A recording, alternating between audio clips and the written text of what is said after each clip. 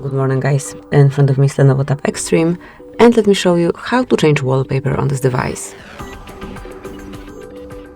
First of all, open the settings, then enter personal customization, click on wallpaper, tap on allow and choose the source from which you want to select your wallpaper. As you can see, you can apply battery wallpaper, dynamic wallpaper, something from your local album. Just scroll through all of them and choose the one that you like the most.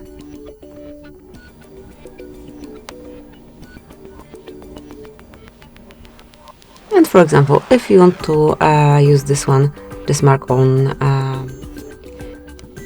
actually, okay, so this is a screenshot. Let me just pick some better picture.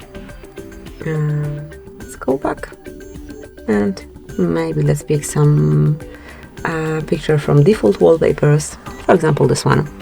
So now once you've got it, mark set as wallpaper, and then you can either set it just for your lock screen, only for home screen, or both of them. And this is what I would like to apply it for both lock and home screens.